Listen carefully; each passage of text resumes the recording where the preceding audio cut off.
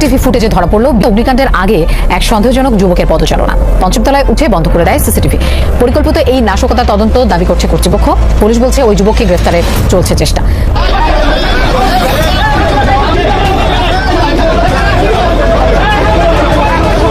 আর এই সরকারের মধ্যে তো কিছু দলের প্রতিপক্ষপাত আছে, যেমন যখন জাতিসংঘে তিনি গিয়েছেন তখন কেবলমাত্র 3টি দলকে ডেকেছেন, বিনিয়োগ সম্মেলনের সময় 3টি দলকে ডেকেছেন। আওয়ামী লীগ তার নিজের কিছু ভুলের কারণে বা ভোট হলে বা গণভোট হলে এবং নির্বাচন একই দিনে হলে এখানে কি হবে? এখানে মেসাকার হবে। আমরা স্পষ্টভাবে বলতে চাই, এই রায় কোনো বিচারের অংশ নয়। এটি 1971 সালের পরাজিত শক্তির পজিশন। এবার অবৈধ বাংলাদেশিদের দেশে ফেরার জন্য 24 ঘন্টার আলটিমেটাম দিল আসাম সরকার, এবং এক্ষেত্রে আসাম সরকার যে আইনের প্রয়োগ করেছে তা তারা 75 বছর পর প্রথম করলো। প্রিয় দর্শক, এই মাত্র পাওয়া সর্বশেষ গরম বাংলা সংবাদ। আওয়ামী লীগকে ফাঁসাতে যে এবার নিজেরাই ফেসে গেলেন এনসিপি নেতা কর্মীরা। অন্যদিকে আওয়ামী লীগ ছাড়া যদি নির্বাচন হয় বাংলাদেশে, তাহলে কি পরিণতি হবে? চলুন বিস্তারিতভাবে স্ক্রিনের মাধ্যমে পরিপূর্ণভাবে দেখে আসি। রাজধানী বাইতুল মুকাররমে আগুন, মানে যেই দিনে ভূমিকম্প ওই দিনে আবার বাইতুল মুকাররমে আগুন। এই আগুনগুলো লাগাইতেছে কারা? এই আগুনগুলা কারা লাগাইতেছে জানেন না? কারা লাগাইতেছে? সমন্বয়করা। একটা সিসিটিভি ফুটেজ আপনার ফাঁস হয়েছে, কিন্তু এখন পর্যন্ত এটা প্রকাশ করেনি। সেখানে সমন্বয়কের দেখা গিয়েছে একদমই স্পষ্টভাবে।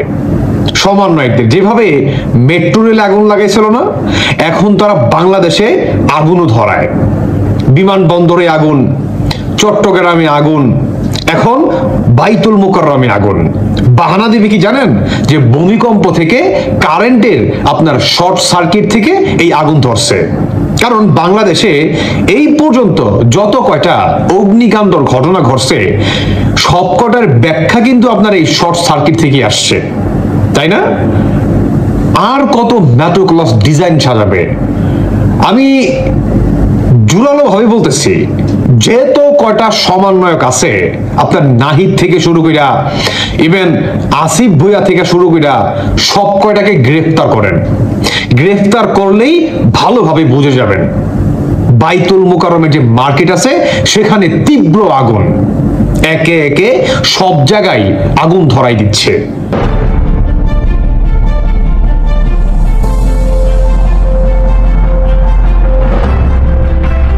স্টাফের ব্যথা পাইছে, মালিকরা 50-60টা দোকানে ক্ষতিগ্রস্ত অনেক। মনে করেন ইলেকট্রিক আইটেম, ব্যাগ, সবজি, আতর এগুলো নিয়ে অনেক ক্ষতিগ্রস্ত হয়েছে এবং স্টাফের ব্যথা পাইছে।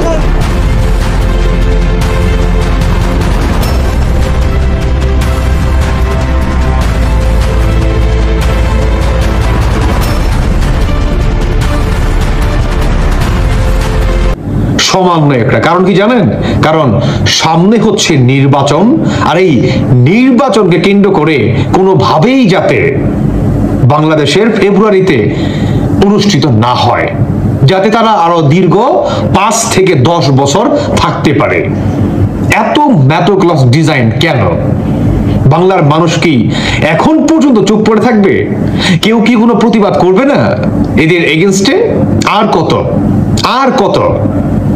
নাকি আপনাদের বিশ্বাস হচ্ছে না? মেট্রো রেলে আগুন দিছিল কারা? সমন্বয়করা। সমন্বয়ক হাসিবুলের বক্তব্য তো শুনেন নাই? এনটিভিতে একটা সাক্ষাৎকারে বলেছিল যে আমরা যদি পুলিশ গণহত্যা না করতাম, আমরা যদি মেট্রো রেলকে না পড়াইতাম, তাহলে এই সরকার বা আমাদের এই বিজয়টি এত ইজিলি হতো না। কাজেই আমাদের এই কাজগুলো করতে হয়েছে। কি কাজ করছে? তারা পুলিশকে ব্যাপকভাবে মব করে আপনার কি বলে একদম জ্বালায় পড়ে দিছে, হত্যা করছে। বাংলাদেশের বড় বড় জায়গায় মনে করেন তারা অগ্নিকাণ্ড ঘটাইছে, মেট্রো রেলে আগুন দিছে, মানে দেশটারে অলমোস্ট প্রায় 90% জ্বালায় পুরা ধ্বংস করে শেষ করে দিছে। আর এটাই হচ্ছে তাদের স্বাধীন এবং তাদের বিজয়। এই বিজয় আর কতদিন থাকবে? বাংলার জনগণ কি বুঝবে না? সিসিটিভি ফুটেজ ফাঁস হচ্ছে সমন্বয়কদের, তারা নিজেরা আগুন দিচ্ছে, তারপরেও কি নাম হবে শর্ট সার্কিট? বাংলাদেশে কি শুধু শর্ট সার্কিট থেকেই আগুন লাগে? হ্যাঁ, মেট্রো রেলও শর্ট সার্কিট থেকে আগুন লাগছে। হ্যাঁ, আওয়ামী লীগ লাগাইছে সেটা। আর কত? বাংলাদেশ সেনাবাহিনীকে এদেরকে গ্রেফতার করবে না? এত এত এভিডেন্স থাকার পরে সেনাবাহিনী কি কোনো উদ্যোগ নিবে না? হ্যাঁ, পররাষ্ট্র উপদেষ্টা বা আপনার স্বরাষ্ট্র উপদেষ্টা মন্ত্রণালয় তারা সকলেই তো বলতেছে যে আমাদেরকে এভিডেন্স দেখান, আমরা সাথে সাথে পদক্ষেপ নিব। আইন উপদেষ্টা গায়েবী আসিফ নজরুল আপনি নিজেও তো বলেছেন, ও সরি কার কাছে, মানে মার কাছে মাসির গল্প করতেছি আমি, তাই না? আপনারা সবই জানেন বাংলার মাটি থেকে আপনাদের বিচার হবে না? অবশ্যই হবে, আপনাদের প্রত্যেকটার বিচার হবে। মসজিদের মতো একটা জায়গায় যদি আপনারা আগুন লাগান, আপনারা কতটা নিজ স্তরে চলে গেছেন সেটা আসলে ভাষায় প্রকাশ করার মতো না। কারণ এই সরকার শুরু থেকেই ম্যাটোক্লস ডিজাইন, মব ভায়োলেন্স, আপনার অগ্নিকাণ্ড ঘটনা সেটাকে শর্ট সার্কিট দিয়ে শেষ করে দেওয়া, কোনো তদন্ত কমিশন আপনার গঠিত না করা, সমস্ত কিছুই এই সরকারের উপরে জায়েজ রয়েছে, তাই না? কিচ্ছু বলার নাই আসলে। তবে দেখা যাক, সিসিটিভি ফুটেজ সবকিছুই তো এভিডেন্স দেখা গিয়েছে। এখন এদেরকে এই কুলাঙ্গার সন্ত্রাসী জঙ্গিবাদীদের গ্রেফতার করে কিনা। বাংলাদেশে গজব নেমে আসছে, গজব। এই সুদখুর বা সুদি এদের যত কয়টা এজেন্ডা আছে না, আমাদের বাংলাদেশের জাতির জন্য গজব, এরা গজব। কাজেই এই গজব থেকে মুক্তি পেতে হলে অবশ্যই অবশ্যই আমি বলবো ৭১-এর হাতিয়ার হাতে তুলো আরেকবার, তাহলেই এই সুদী মহাজন জঙ্গিবাদীদের হাত থেকে দেশটা মুক্ত পাবে, জাতি মুক্ত পাবে। কথাগুলো বলছিলাম, আমি যদি সরাসরি আপনাকে জিজ্ঞেস করি যে আসলে কি হতে যাচ্ছে, আপনি কতটা আশাবাদী নির্বাচন নিয়ে? আমার তো মনে হয় নির্বাচন হবে, এই কারণে যে নির্বাচনের বিষয়ে একাধিকবার প্রধান উপদেষ্টা এবং তার যারা সহযোগী আছেন অন্যান্য উপদেষ্টারা তারা সবাই এই বিষয়ে দৃঢ়তার সাথে বলেছেন যে ফেব্রুয়ারিতে নির্বাচন হবে। প্রধান উপদেষ্টা একাধিকবার বলেছেন যে নির্বাচন পেছানোর সাধ্য কারণ নাই, নির্বাচন হবেই। আমার মনে হয় নির্বাচন হবে। আর তাছাড়া নির্বাচন এই মুহূর্তে পেছানোর সুযোগ নেই, কারণে যে রাজনৈতিক দলগুলি মাঠে চলে গিয়েছে, তারা প্রচার প্রচারণা চালাচ্ছে, তাদের যারা সমর্থক সদস্য তারা যুক্ত হয়ে গিয়েছেন, প্রার্থীরা খরচ করে ফেলেছেন, ঢাকা সহ বিভিন্ন শহরে পোস্টার, ব্যানার, ডিজিটাল যেসব স্ক্রিন আছে সেইখানে প্রচারণা শুরু হয়ে গিয়েছে, প্রার্থীরা তাদের প্রার্থিতা প্রায় ঘোষণাই করে দিয়েছেন। এই সবকিছু মিলে আমার কাছে মনে হয় এই মুহূর্তে নির্বাচন পেছালে পরে একটা জটিল পরিস্থিতি তৈরি হতে পারে, সেই কারণে নির্বাচন হবে বলে আমার ধারণা। সেই আশাবাদ আমরা করতেই পারি এবং আমরা প্রত্যেকেই চাই যে নির্বাচনটি অন্তত হোক সুষ্ঠু সুন্দর ভাবে। কিন্তু এর মধ্যে এই সুষ্ঠু সুন্দর এর সাথে আরো একটি শব্দ, অন্তত ভারত বলছে যে তারা অংশগ্রহণমূলক নির্বাচন চায়, সেক্ষেত্রে অবশ্যই আওয়ামী লীগের অংশগ্রহণের নির্বাচনে তারা দেখতে চায়। সেই সুযোগ কি আছে আপনার মনে হয়? না, আমার মনে হয় সেটা নাই, কেননা প্রধান উপদেষ্টা সহ অন্যান্য উপদেষ্টারা এটা বলেছেন, এমনকি নির্বাচন কমিশনও বলেছে যে তারা এই ধরনের কোনো সমঝোতায় আসে নাই এবং এটা হওয়ার কোনো সম্ভাবনা নাই। এবং যেহেতু দলীয় কার্যক্রম নিষিদ্ধ করে রাখা হয়েছে, কার্যক্রমে স্থগিত আদেশ আছে, স্থগিতাদেশ, ফলে এখান থেকে এটা তুলে নিয়ে তাদেরকে নির্বাচনে নিয়ে আসা, এটা আমার মনে হয় না যে ফেব্রুয়ারির মধ্যে সম্ভব। এবং আরো বিষয় রয়েছে, তাদের নেতাকর্মী অনেকেই কারাগারে আছেন, অনেকেই দেশের বাইরে আছেন, মামলা আছে, মামলাগুলির যে বিচার আচার সেগুলি শেষ হয় নাই। তো এই সবকিছু মিলে আমার মনে হয় না যে নির্বাচনে অংশগ্রহণ করার মতো অবস্থা আওয়ামী লীগের আছে, ফলে আমার ধারণা যে এটা হবে না। একদিকে ভারতের চাপ বা আন্তর্জাতিক বিশ্বের অনেক স্টেক হোল্ডারের বাংলাদেশের সঙ্গে যারা ওতপ্রোতভাবে জড়িত, তারা যেমন ইনক্লুসিভ নির্বাচন চায়, আবার আমরা আরেকদিকে দেখতে পাচ্ছি যে নির্বাচন চায় না এমন একটি গোষ্ঠী বা কয়েকটি গোষ্ঠী দেশের মধ্যেই রয়েছে, সরাসরি নামগুলি আমরা উচ্চারণ করতে পারি। এবং তাদের প্রতি মানুষের প্রচন্ড একটা বিশ্বাস যে এই মুহূর্তে যতটা তারা ক্ষমতার স্বাদ পাচ্ছে, এটি ধরে রাখতে নির্বাচন পেছানোর একটি প্রক্রিয়া তাদের মধ্যে রয়েছে, উদ্দেশ্য রয়েছে, যেমন গণভোটের দাবি করা, পিআর পদ্ধতি ইত্যাদি নানান ধরনের জটিল দাবি দেওয়া সামনে আনা হচ্ছে। আপনার কি মনে হয় যে এগুলো তারা এমনি এমনিই বলছে, নাকি বিশেষ উদ্দেশ্য থেকে নির্বাচনকে বিলম্বিত করতে? এর মধ্যে অনেক ধরনের অভিযোগ উঠেছে, বিএনপি এই অভিযোগটি জানিয়েছে। আপনার কি মনে হয় তারা কি একেবারে কোনো ধরনের ছক না কষেই এই ধরনের কথা বলছে? ছক কষেছে কিনা এটা বলা খুবই কঠিন। তবে একটি পক্ষ বা কিছু পক্ষ তো আছে তারা মনে করে যে নির্বাচন পেছালে ভালো হয়। তারা টকশোতেও বা বিভিন্ন জায়গাতেও তারা এটা বলেছে যে এই সরকার দীর্ঘমেয়াদে থাকলে ভালো, 5 বছর মেয়াদ পূর্ণ করা উচিত। এই ধরনের কিছু মতামত আছে। তবে আমার মনে হয় না যে যারা এটা চাচ্ছে তারা খুব একটা সফল হবেন, কেননা নির্বাচন থেকে সরে আসার কোনো পথ তো এখন এই মুহূর্তে নাই। আপনার সাথে যদি আরেকটু জড়িয়ে দিই, এটাও চর্বিত চর্বণ যে এই সরকারের অনেক প্রতিনিধি রয়েছে পশ্চিমা এজেন্ডা বাস্তবায়নের জন্য, পশ্চিমা থেকেই এসেছে, তাদের নাগরিকত্ব এখনো রয়েছে সেসব দেশের। অতএব তারা তো তাদের স্বার্থগুলোই উদ্ধার করার চেষ্টা করছে, পশ্চিমাদের স্বার্থ বাস্তবায়নের। সেই তার একটা এক্সাম্পল চট্টগ্রাম বন্দরের চুক্তি। তো এর মধ্যে ফেব্রুয়ারির আমরা নির্বাচনের কথা বলছি, সেই নির্বাচন বিলম্বিত করারও সেদিক থেকে একটি প্রক্রিয়া আন্তর্জাতিক বিশ্ব থেকে বা স্বার্থ সংশ্লিষ্ট ভবিষ্যৎ থেকে হতে পারে কিনা, অথবা এই নির্বাচনে তাদের গোছানো পুতুল সরকার আনার জন্য সেই ধরনের কোনো খেলা এখনো পর্যন্ত থাকতে পারে কিনা। প্রথমত এই যে চুক্তিগুলি হয়েছে, এই চুক্তিগুলি আওয়ামী লীগের সময়ও এই আলাপ আলোচনা চলছিল। এই চুক্তিগুলো কিন্তু এমন নয় যে এরা আলোচনা করে এটি করেছেন, এটা আওয়ামী লীগের সময় থেকে আলোচনা চলছিল, কিন্তু তারা খুবই তাড়াহুড়া করে এই চুক্তিগুলি স্বাক্ষর করে ফেলেছে। তো এই তাড়াহুড়াটা নিয়ে মূলত আপত্তি, কেননা যারা আপত্তি জানিয়েছেন তারা বলছেন যে এত দ্রুততার সঙ্গে কেন করতে হবে, আর যেহেতু এরা অন্তর্বর্তী সরকার এরা কেন করবেন, একটা গণতান্ত্রিক নির্বাচিত সরকার এটা করলে তারা বলছেন, বা ক্ষেত্র বিশেষে আমিও মনে করি যেটা নির্বাচিত সরকার হলে অনেক বেশি জবাবদিহিতাও থাকতো, প্রশ্ন তোলার সুযোগও কমে যেত। কিন্তু যে জায়গাটি আপনি প্রশ্ন করেছেন যে নির্বাচন পিছিয়ে দেওয়ার জন্য বাইরের কোনো শক্তি চেষ্টা করবে কিংবা কেউ প্রভাব খাটাবে, এটাও আমার মনে হয় যে খুব একটা সফল হবে না। এই কারণে যে মানুষ তো নির্বাচন চায়, এবং নির্বাচন কেউ পিছিয়ে দিতে চাইলে সেটা মানুষ সহজভাবে নেবে না। আর আরেকটি বিষয় আপনি বলেছেন যে নির্বাচন পিছিয়ে দেওয়ার মধ্যে দিয়ে ইনক্লুসিভ নির্বাচনের নামে সকলেই অংশ নিতে পারবেন কিনা। আমার মনে হয় না যে এটা করার কোনো সুযোগ অন্তত আগামী নির্বাচনে হবে। এই কারণে যে আপনি নর্মালি চিন্তা করেন তাতে বেশি সময় নাই, নভেম্বরের অর্ধেকের বেশি সময় চলে গিয়েছে, ডিসেম্বর আর জানুয়ারি 2 মাস, এই 2 মাসের মধ্যে কোনোভাবেই একটি ভঙ্গুর অবস্থা থেকে দল উদ্ধার করে নিয়ে এসে অন্তত আওয়ামী লীগের পক্ষে নির্বাচন করা সম্ভব না। আর নির্বাচন পিছিয়ে দিলে যে ধরনের অস্থিরতা তৈরি হবে সেটাও আমার ধারণা যে কেউ চাইবে না। বিদেশি কোনো শক্তির যদি চাপ থাকেও আমার মনে হয় না যে এটা খুব একটা সফল হবে। আর এই সরকারের মধ্যে বিদেশ থেকে আসা লোকেরা আছেন, এটা সত্যি কথা, বা বিদেশ থেকে আনা অনেক কনসালটেন্ট বা অনেক ধরনের কমিটির চেয়ারম্যান তারা কাজ করেছেন, এটা ঠিক, কিন্তু এজেন্ডা বাস্তবায়নের বিষয়টা আমি এইভাবে অভিযোগ করতে পারবো না, এই কারণে যেটা একটা প্রমাণহীন অভিযোগ। কিন্তু যে বিষয়টি আমার কাছে মনে হয়েছে যে একটু দৃষ্টিকটু, সেটি হচ্ছে যে যথেষ্ট উপযুক্ত লোক থাকা সত্ত্বেও প্রচুর লোক আনা হয়েছে বিদেশ থেকে যারা এক ধরনের পছন্দের ভিত্তিতে এসেছেন। এমন নয় যে একই ধরনের ব্যক্তি বাংলাদেশে ছিলেন না বা শুধু বাংলাদেশের পাসপোর্টধারী এরকম ব্যক্তি নেই, ব্যাপারটি তা নয়। এখন কেন এইভাবে বিদেশ থেকে আনতে হয়েছে এটা যারা এনেছেন তারা ব্যাখ্যা দিতে পারে না। নিরপেক্ষতার কথা বিএনপি আরো মাসখানেক আগে থেকে সরাসরি বলে আসছে যে বর্তমান অন্তর্বর্তী সরকারকে নির্বাচনকালীন সময়ে তত্ত্বাবধায়কের ভূমিকা পালন করতে হবে, এবং একই সঙ্গে তত্ত্বাবধায়ক সরকার যে ইস্যু ছিল সেটি আদালতের মাধ্যমে নিষ্পত্তি করেছে, যদিও তা এই নির্বাচন থেকে বাস্তবায়ন হবে না। কিন্তু যেহেতু শিডিউল ঘোষণার আর মাত্র 15-20 দিন রয়েছে, আমরা দেখছি যথেষ্ট বিতর্কিত ব্যক্তিরা এই সরকারে রয়েছে, একেবারে দলীয় উদ্দেশ্যে যারা বাস্তবায়ন করতে চায়, তাদের পক্ষ থেকে এখনো কোনো ধরনের নরম চলন আমরা দেখছি না। নিরপেক্ষভাবে ভূমিকা পালন করতে পারবে বলে মনে হয় আপনার বর্তমান সরকার? নিরপেক্ষতা আসলে 2 ভাবে পালন করতে হয়। একটা হচ্ছে আপনি আসলেই নিরপেক্ষ, আরেকটি হচ্ছে যাদের প্রতি আপনি নিরপেক্ষ আচরণ করছেন তাদের পারসেপশন বা তাদের যে দৃষ্টিভঙ্গি, সেই দৃষ্টিভঙ্গিটা আপনাকে নিরপেক্ষ মনে হতে হবে। তো এই সরকারের বেশ কিছু কাজকর্মের কারণে তারা যে খুব একটা নিরপেক্ষতা দেখাতে পেরেছেন সেটা সবার কাছে গ্রহণযোগ্য হয় নাই আর কি।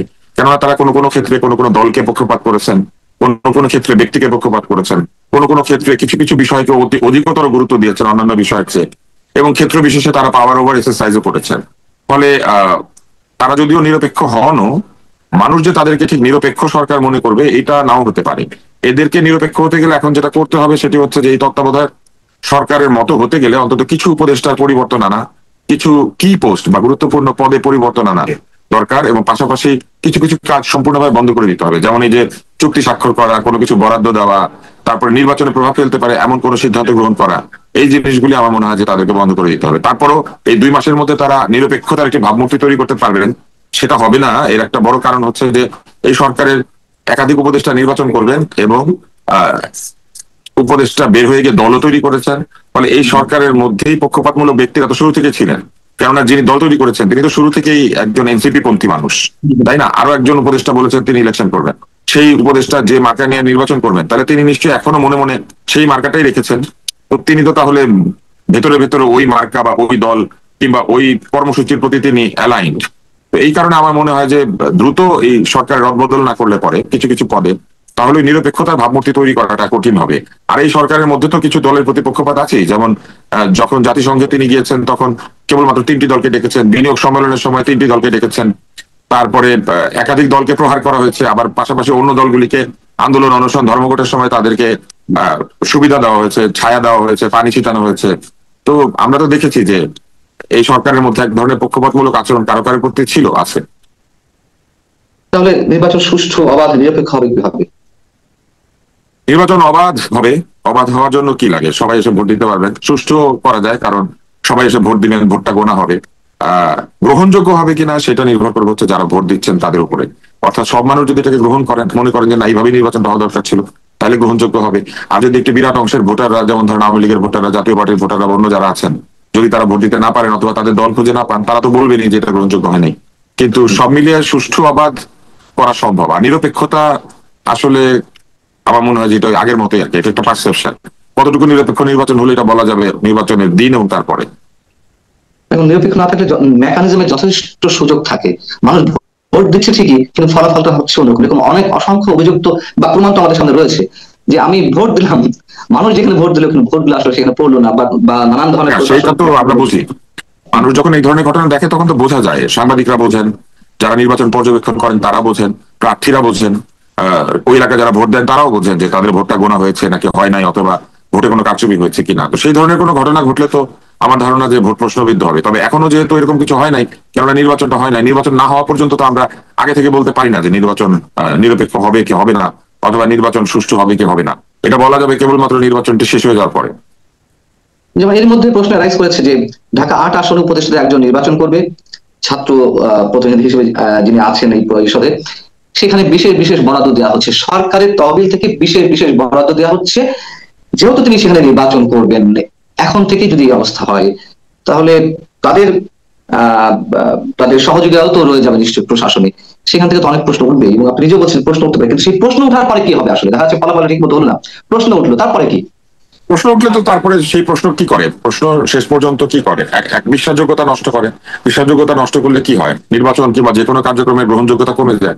গ্রহণযোগ্যতা কমে গেলে মানুষের মধ্যে ক্ষোভ তৈরি হয়, এবং যদি মানুষের মধ্যে ক্ষোভ তৈরি হয় তখন মানুষ এই নির্বাচনকে বা যে কোনো কর্মকাণ্ড সেটাকে প্রত্যাখ্যান করার চেষ্টা করে, বলে যে না আমরা মানি না, হয় না, এগুলো বলবে।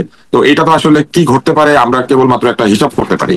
কিন্তু আমার কাছে যেটা মনে হয় যে এই ধরনের ঝুঁকি নেওয়াটা ঠিক হবে না, নির্বাচনকে প্রশ্নবিদ্ধ করার। এবং পাশাপাশি এই যে ক্ষেত্র বিশেষে বিভিন্ন এলাকায় বরাদ্দ দেওয়ার বিষয়টি, এগুলি মনোযোগের সঙ্গে দেখা উচিত। এগুলো যদি হয় তাহলে তো অবশ্যই নির্বাচনের যে পরিবেশ সেটা বিঘ্নিত হবে। আমি শেষ একটা কোশ্চেন করতে চাই, এটা দিয়ে উত্তরটা নিয়ে শেষ করবো আমরা। সেই কোন প্রশ্ন যেই আওয়ামী লীগ দেশের একটি বড় রাজনৈতিক দল সহ আরো কয়েকটি রাজনৈতিক দলকে নির্বাচনের বাইরে রেখেছিল, নির্বাচনগুলো একতরফা করেছে। যেমন আওয়ামী লীগ কিন্তু কাউকে আসতে মানা করেনি, বাধা দেয়নি, কিন্তু তারা এমন প্রক্রিয়া করে রেখেছিল যাতে যেতে বাধ্য হয়, অংশগ্রহণ না করতে বাধ্য হয়, সেটা 14 হোক, 18 হোক, 2024 হোক। ঠিক একইভাবে দেশের অন্যতম বৃহত্তম রাজনৈতিক দল, তার বিরুদ্ধে যতই অভিযোগ থাকুক না কেন, আওয়ামী লীগ সহ আওয়ামী লীগ যারা সমর্থক রয়েছে, কোটি কোটি সমর্থক ভোটার, তাদেরকে বাদ দিয়ে এই নির্বাচন যদি অনুষ্ঠিত হয়, যতই সুষ্ঠু অবাধ হোক না কেন, সেই নির্বাচনের মাধ্যমে গঠিত সরকার বা সংসদের ভবিষ্যৎ কি হতে পারে? আওয়ামী লীগ যেভাবে তাদের বিরোধীদেরকে দমন করেছিল, সেখানে তো বিরোধীরা তো আর লোকজনকে গুলি করে নাই বা একটা আন্দোলনরত প্রতিপক্ষকে হত্যা করে নাই বা হত্যার নির্দেশ দেয় নাই। ফলে আওয়ামী লীগকে যে কারণে বাইরে রাখা হচ্ছে, এটা কিন্তু অগণতান্ত্রিক শাসন, ফ্যাসিবাদী আচরণ, একনায়কতান্ত্রিক আচরণ, গণতন্ত্র ধ্বংসকরণ এবং সবশেষে ছাত্র জনতার উপরে গুলি চালিয়ে হত্যা করার যে অভিযোগ, এইসব কারণে বাইরে রাখা হচ্ছে। ফলে পরিবেশটা ভিন্ন। আওয়ামী লীগ তার নিজের কিছু ভুলের কারণে বা নিজের কিছু অন্যায়ের কারণে নির্বাচনটা করতে পারছে না। আর আওয়ামী লীগ যাদেরকে আটক করে রেখেছিল বা ইলেকশন করতে দেয় নাই, সেখানে তো তারা নানান ধরনের প্যাচ করে আগে থেকেই নির্বাচন তারা একা একা করবে, আগে থেকে নির্বাচন তারা হতে দিবে না এবং নিজেরাই জিতবে, এই ধরনের মেকানিজম করেছিল। তো এখনকার নির্বাচনের যে এক ধরনের বিধিনিষেধ, সেটা আর আগে যে আওয়ামী লীগ যা করেছে, দুইটার মধ্যে পার্থক্য আছে, এটা আমাদেরকে স্বীকার করতে হবে। আর এরকম যদি একটি নির্বাচনের মধ্যে দিয়ে কোন একটি দল একপাক্ষিকভাবে ক্ষমতায় আসে, এটা নির্ভর করবে সেই দলটির গণতান্ত্রিক আচরণের উপরে।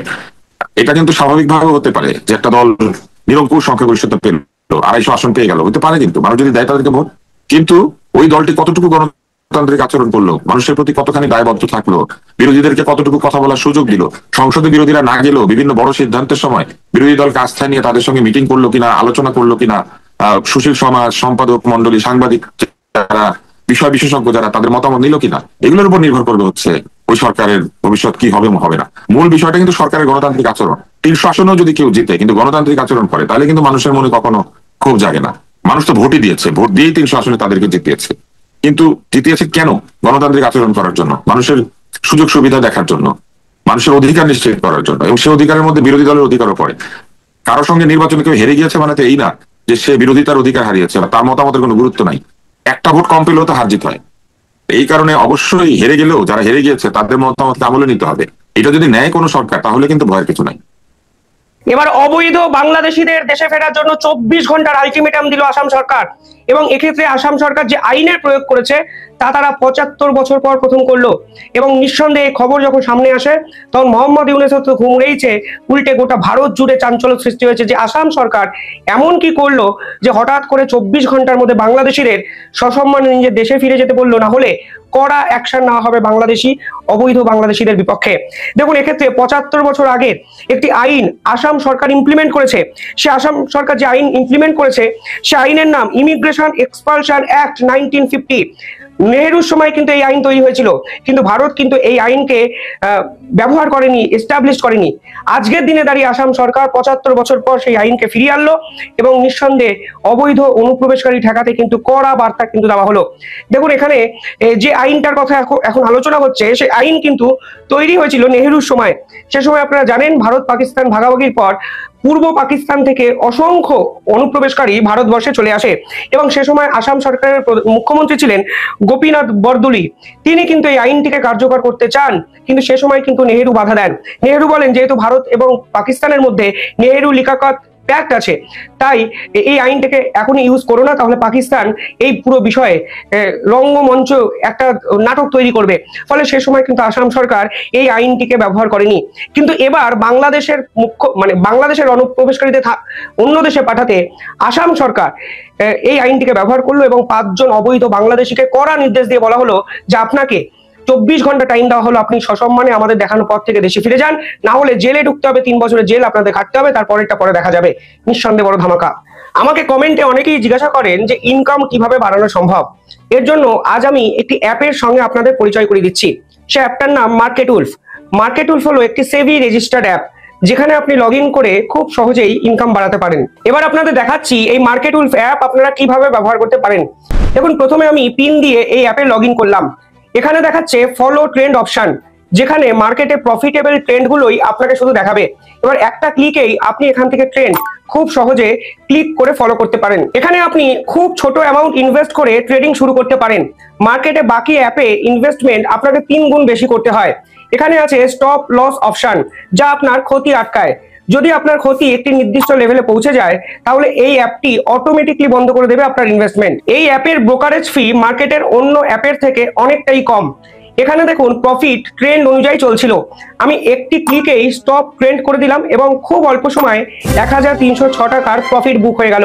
আপনি এই পুরো ফেসিলিটিটি ব্যবহার করতে পারেন লাইফ টাইম মাত্র 99 টাকা পে করে। এছাড়াও বিভিন্ন কমোডিটিস যেমন গোল্ড, সিলভার, ন্যাচারাল গ্যাস এগুলোরও ট্রেডিং আপনারা করতে পারেন সকাল 9টা থেকে রাত্রি 12টা অবধি।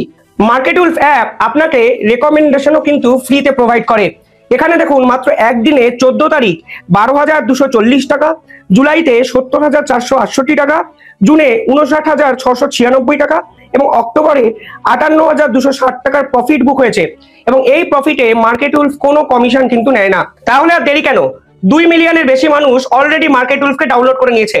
আপনিও ডাউনলোড করুন এবং আপনাদের ট্রেডিং জার্নি শুরু করুন। এবার এই আইনটা নিয়ে এত কেন চর্চা হচ্ছে, দেখুন এই আইনে কি বলা হয়েছে। এই আইনে সেন্ট্রাল গভর্নমেন্ট আসাম সরকারকে এটি স্পেশাল পাওয়ার দেয়। এই পাওয়ারে যদি আসাম সরকার মনে করে অবৈধ অনুপ্রবেশকারী জাতীয় সুরক্ষার ক্ষেত্রে বড় বিপর্যয় আনতে পারে, তাহলেই কিন্তু তাদেরকে ডিটেইন করে বাংলাদেশে পাঠানোর ব্যবস্থা কিন্তু করা হবে। এবং আসাম সরকার ডিস্ট্রিক্ট কমিশনার এবং পুলিশকে এই আইনটিকে প্রয়োগ করতে নির্দেশ দেবে এবং তাদের হাতে ক্ষমতা থাকবে যে অবৈধ অনুপ্রবেশকারীকে বাঁচো এবং বোঝার চেষ্টা করো তারা কি পারপাসে এসছে, এবং যদি মনে হয় সন্দেহজনক এবং জাতীয় সুরক্ষার জন্য থ্রেট তাহলে তুমি আসাম থেকে বাংলাদেশে পাঠিয়ে দাও। দেখুন, সমস্ত অনুপ্রবেশকারীকে পাঠানো হবে না, আপনাকে আগে প্রমাণ করতে হবে বা বুঝতে হবে এরা ইন্টারনাল থ্রেটের ক্ষেত্রে বিপজ্জনক। বাংলায় বিভিন্ন ক্ষেত্রে এসআইআর যে ছবি ভিডিও আমরা দেখছিলাম তাদের সরাসরি জাতীয় সুরক্ষার ক্ষেত্রে বড়সড় থ্রেট সেটা আমরা বুঝতে পারছি, কিন্তু বাংলা সরকার কিন্তু এই ধরনের আইনের প্রয়োগ ঘটাতে পারবে না, কারণ এটি স্পেশাল পাওয়ার অ্যাক্ট আসাম সরকারের হাতে দেওয়া হয়েছিল 1950 সময়। যদিও বাংলা সরকার এই আইন হাতে পেলেও এই ইমপ্লিমেন্ট যে করতো তার গ্যারান্টি কিন্তু নেই। যাই হোক, এখানে বলা হয়েছে যদি ইন্টারনাল সিকিউরিটির ক্ষেত্রে বড় থ্রেট হয় তাহলে কিন্তু আপনি ওদেরকে বাংলাদেশে পাঠাতে পারবেন, এবং এক্ষেত্রে ডেজিগনেটেড রুট দিয়ে দেওয়া হবে। বলা হবে তোমাকে এই রুটে ফিরে যেতে হবে, 24 ঘন্টা সময় ডিস্ট্রিক্ট কমিশনার পুরো বিষয়টাকে সুপারভাইজ করবেন, এবং যদি 24 ঘন্টার থেকে 1 মিনিটও বেশি হয় তাহলে আপনাকে কারাগারে ঢুকিয়ে দেওয়া হবে। এক্ষেত্রে কিন্তু ব্যতিক্রমও কিন্তু আইনে ছিল। যদি দেখা যায় আপনি ধর্মীয় কারণে এসেছেন, যদি দেখা যায় আপনি সামাজিক দাঙ্গার জন্য এসেছেন, ওই সময়কার কথা ভাবুন 1950 সাল, তাহলে কিন্তু আপনাকে ফিরে যেতে হবে না। আসাম সরকার আপনাকে সসম্মানে আমাদের দেশে কিছুদিন রাখবে। কিন্তু এই আইন আলটিমেটলি যদি জাতীয় সুরক্ষার জন্য আপনি বিপজ্জনক হন, যদি আসাম সরকার মনে করে আপনি দেশের ক্ষতি করতে পারেন, আপনি সন্ত্রাসী কোনো কর্মকাণ্ডে এই দেশে এসেছেন, তাহলে কিন্তু আপনাকে ফিরে যেতে হবে। এবার আসামে কিন্তু এইরকমই একটি ঘটনা ঘটেছে কালকে। দেখুন, কালকে যে ঘটনাটি ঘটেছে তা কিন্তু শোনিতপুর ডিস্ট্রিক্টে হয়েছে, যেখানে ডিস্ট্রিক্ট কমিশনার 5 জন বাংলাদেশিকে নিজের দেশে ফেরার একটা নির্দেশ দিয়েছে। এবং এই নির্দেশ তারা কখন দিয়েছে? যখন সেই বাংলাদেশিকে, অবৈধ অনুপ্রবেশকারীকে অলরেডি ফরেনার্স ট্রাইব্যুনাল 2025-এ বিদেশি ঘোষণা করে দিয়েছিল, এবং কোনো ডকুমেন্ট এরা সাবমিট করতে পারেনি, এবং ফরেনার ট্রাইব্যুনাল অলরেডি এদেরকে বিদেশি ঘোষণা করে দিয়েছে। এবং আসামের district commissioner, Sonitpur district commissioner পরিষ্কার বুঝে গেছে যে এরা বিদেশি, এদেরকে 24 ঘন্টা আলটিমেটাম দেওয়া হলো যে আপনি ঘরের ছেলে ঘরে ফিরে যান। এটা দেখুন, এই পুরো প্রসেসটার মধ্যে সহজ করে যদি বলেন তাহলে দেখবেন যে কোনো কোর্টের অ্যাপ্রুভাল লাগছে না, কোনো এক্সটেন্ডেড অ্যাপ্রুভাল লাগছে না, কোনো ম্যান্ডেটরি ডিটেনশন লাগছে না, শুধু 24 ঘন্টা ডেডলাইন। আপনাকে ফিরে যেতে হবে, না হলে আপনি জেলে আপনাকে ঢুকিয়ে দিচ্ছি। দেখুন, আরো একটা বিষয় হলো, এই পুরো প্রসেসটা কোনো ডিপ্লোম্যাটিক চ্যানেলের প্রয়োজন নেই। নাহলে বাংলাদেশকে আপনি বলবেন, বাংলাদেশ বলবে এরা আমার দেশের লোক নয়, অবৈধ অনুপ্রবেশকারী বলে কিছুই নেই। মোহাম্মদ ইউনূস বলবেন চলো ভাই আলোচনা করি, পতাকা মিটিং করি, তারপর আমরা আমাদের লোককে ফেরাবো কিনা ভাববো। কিন্তু এক্ষেত্রে কোনো ডিপ্লোম্যাসি, কোনো ডিপ্লোম্যাটিক চ্যানেলের প্রয়োজন নেই। আপনাকে আসাম সরকার নিজের দেশে ফিরিয়ে দিচ্ছে, রুটও আপনাকে দেখিয়ে দিচ্ছে, আপনাকে পুশব্যাক করছে, আপনি আপনার দেশে ফিরে যাচ্ছেন এই 1950-এ এই পার্টিকুলার ইমিগ্রেশন ইম্পালসিভ অ্যাক্টের দ্বারা। পাশাপাশি এই পুরো অ্যাক্টটা নিয়ে অনেক প্রশ্ন কিন্তু উঠেছিল। কি কি প্রশ্ন উঠেছিল? দেখুন, প্রথমে একটা হিউম্যান রাইটস ভায়োলেশনের প্রশ্ন। আমাদের দেশে মানবাধিকার কর্মীদের প্রয়োজন আছে, কিন্তু তারা সবকিছু যে ঝাঁপিয়ে পড়ে সেটাও কিন্তু আবার মাঝে মাঝে অত্যন্ত বিরক্তিকর। এটা একটা মানবাধিকারের প্রশ্ন। কারণ কি, যদি আসাম সরকার ধর্মের ভিত্তিতে কাউকে দেশে পাঠায়, প্রথম প্রশ্ন হলো দেশে ফিরে ওরা কোথায় থাকবে, মানবাধিকারের স্বার্থে দ্বিতীয় প্রশ্ন হলো। এই ধরনের সমস্ত প্রশ্নকে কাটিয়েও সুপ্রিম কোর্ট 2025-এই section C of citizenship act 2024-এর যে জাজমেন্ট, সেখানে বলা হয়েছিল এই পার্টিকুলার আইনটিকে সিটিজেনশিপ অ্যাক্টের সঙ্গে জুড়ে দাও। সেখানে বলে দাও যে ডিস্ট্রিক্ট কালেকশন অফিসার এই অনুপ্রবেশকারী বাঁচবে না, অনুপ্রবেশকারী একমাত্র বাঁচবে ফরেনার্স ট্রাইব্যুনাল। আর এক্ষেত্রে আসাম সরকার ঠিক সেটাই করেছে, যে এই 5 জনকে ফরেনার্স ট্রাইব্যুনাল 2025-এ বিদেশি ঘোষণা করে দিয়েছে, ডিস্ট্রিক্ট কমিশনার শুধু আইনটিকে ইমপ্লিমেন্ট করেছে। এবং এরপরে সেপ্টেম্বর 2025-এ আসাম সরকার এসওপি তৈরি করেছিল, যে স্ট্যান্ডার্ড অপারেটিং প্রসিডিউর তৈরি করেছিল, যে কিভাবে অবৈধ অনুপ্রবেশকারীর বিপক্ষে এই আইনটিকে কাজে লাগানো যায়। এবং কালকে প্রথমবারের জন্য 75 বছরের প্রথমবার এই সরকার এই অবৈধ অনুপ্রবেশকারীর বিপক্ষে এই আইনটিকে কাজে লাগালো, এবং 5 জন বাংলাদেশিকে 24 ঘন্টা টাইম দেওয়া হলো নিজের দেশে ফিরে যাওয়ার জন্য। এবং আমার দৃঢ় বিশ্বাস, আসাম সরকার অ্যাগ্রেসিভলি যেভাবে আইনটি প্রয়োগ করলেন, এর রেশ কিন্তু থেকে যাবে। এবং শুধু 5 জন নয়, সংখ্যাটা 5000 হলেও অবাক হওয়ার মতো কিছু থাকবে না। এবং মোহাম্মদ ইউনূসকে তো করা বার্তা উল্টে ভারতের বিভিন্ন রাজ্যকেও দেখিয়ে দেওয়া যে ভারতের সুরক্ষা কোনো রাজনীতির থেকে বড় নয়।